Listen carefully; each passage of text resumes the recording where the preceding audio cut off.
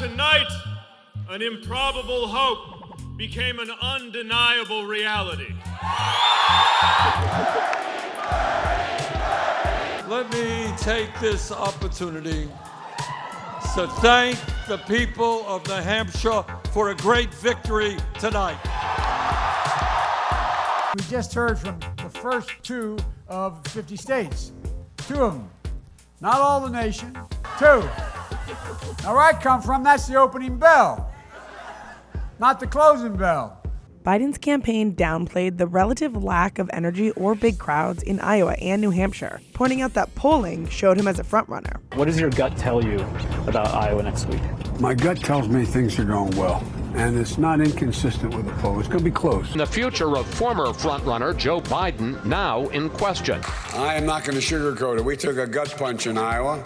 Despite transforming from frontrunner to underdog, Biden's campaign strategy in Nevada is no different. And he's still talking about the same thing. NBC did a poll yesterday.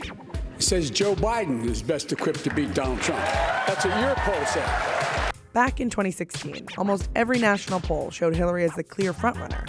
And then the most unreal, surreal election we have ever seen. We've been living and dying by data for a long time, and tonight data kind of died. The exit polls originally were off. The polling beforehand, the most credible polling, was off. So what's up with the polling?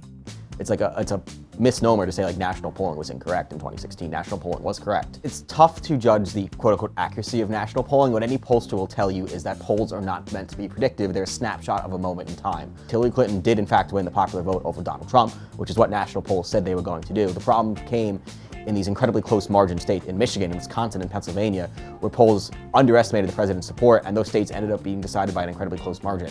Here we are 4 years later, heading into the Nevada primary, and Joe Biden is still polling nationally in second place, but everyone is saying this could be it for him. So how can both be accurate? In Iowa, he finished in the middle of the pack. In New Hampshire, he didn't get enough to get any delegates, so that's below 15%. Kind of bad performance of what everyone thought was the frontrunner for the race. Joe Biden is still second in most of these national pollings, but he's much closer to that middle of the pack with Elizabeth Warren, Mike Bloomberg, than he is to that top of the pack where Sanders kind of sits alone now.